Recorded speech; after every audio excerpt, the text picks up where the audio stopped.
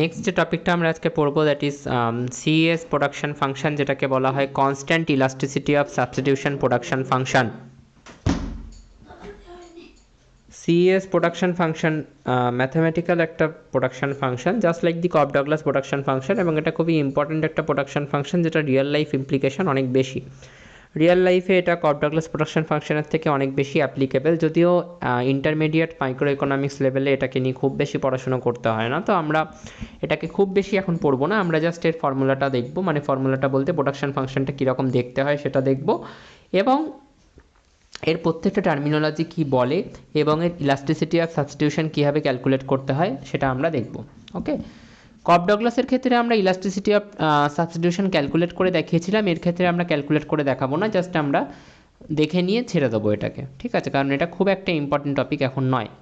নাও এইটা হচ্ছে CS production ফাংশনের ফর্ম, যেরকম আমরা কপ ডগলাস প্রোডাকশন ফাংশন দেখেছিলাম Q equals to A into L to the power alpha into K to the power beta, সেরকম CS production function হচ্ছে A into alpha into K to the power minus P plus one minus alpha into L to the power minus P to the power one minus one by P. এখানে আলফাটা কি? আলফাটা হচ্ছে output elasticity of capital, one minus আলফাটা কি? Output elasticity of labour, কেটা capital, এলটা labour, পিটা কি? পিটা হচ্ছে ইলাস্টিসিটি অফ সাবস্টিটিউশন বা degree of elasticity of substitution.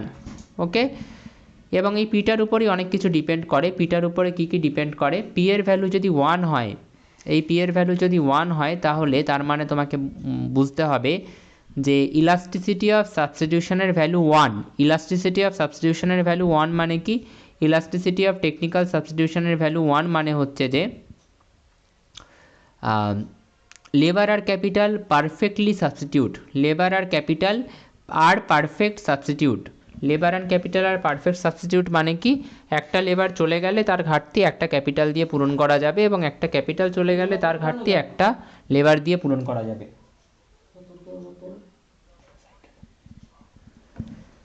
So P এর ভ্যালু যদি 1 হয় that means labour and capital আর পারফেক্ট সাবস্টিটিউট। পি এর ভ্যালু যদি 1-এর থেকে ছোট হয় দ্যাট মিন্স লেবার আর ক্যাপিটাল আর ইমপারফেক্ট সাবস্টিটিউট। ইমপারফেক্ট সাবস্টিটিউট মানে হচ্ছে একটা লেবার চলে গেলে তার ঘাটতি একটা ক্যাপিটাল দিয়ে পূরণ করা যাবে না, হয়তো 1-এর বেশি ক্যাপিটাল লাগতে পারে, 1-এর কম ক্যাপিটালও লাগতে পারে।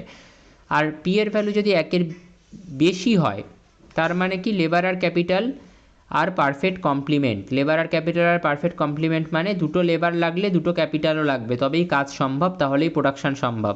দুটো লেবার আর 3টে ক্যাপিটাল যদি নিয়ে আসা হয় তাহলে একই পরিমাণ প্রোডাকশান হবে যতটা দুটো লেবার আর দুটো ক্যাপিটাল মিলে হয়েছিল। একমাত্র যখন ওদেরকে কমপ্লিমেন্ট, ওরা একে অপরকে কমপ্লিমেন্ট করে বলে ওদেরকে যখন আমরা নির্দিষ্ট রেশিও, একই রেশিওতে রাখতে পারবো, তখনই একমাত্র প্রোডাকশানটা বাড়বে। ধরো যদি রেশিওটা 1:2 হয়, তার মানে তোমাকে 3টে লেবার রাখলে 6টা ক্যাপিটাল রাখতে হবে, 12টা লেবার রাখলে 24টা ক্যাপিটাল রাখতে হবে, তবেই প্রোডাকশান বাড়বে। 3টে লেবার রেখে যদি তুমি 7টা ক্যাপিটাল করে দাও, প্রোডাকশান বাড়বে না। প্রোডাকশান 3টে লেবার আর 6টা ক্যাপিটালে যা হচ্ছিল তাই হবে। বোঝা গেল?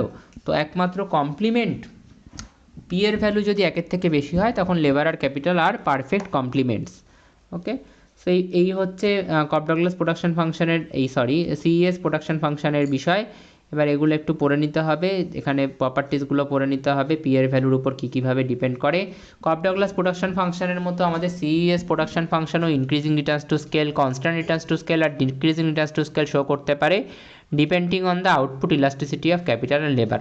আউটপুট ইলাস্টিসিটি অফ ক্যাপিটাল মানে কোনটা? আউটপুট ইলাস্টিসিটি অফ ক্যাপিটাল মানে হচ্ছে কিন্তু আমাদের আলফা, আর আউটপুট ইলাস্টিসিটি অফ লেবার মানে হচ্ছে 1 মাইনাস আলফা, যদিও 1 মাইনাস আলফার জায়গায় অনেক সময় বিটাও দিয়ে দেওয়া হয়, ঠিক আছে। তো এই আলফা আর বিটার ভ্যালুর উপরেই ডিপেন্ড করে হচ্ছে যে আমাদের সিএস প্রোডাকশন ফাংশনটা সিআরএস শো করবে, মানে constant returns to scale show করবে, নাকি ডিআরএস শো করবে, নাকি ইনক্রিজ রিটার্নস টু স্কেল বা আইআরএস শো করবে।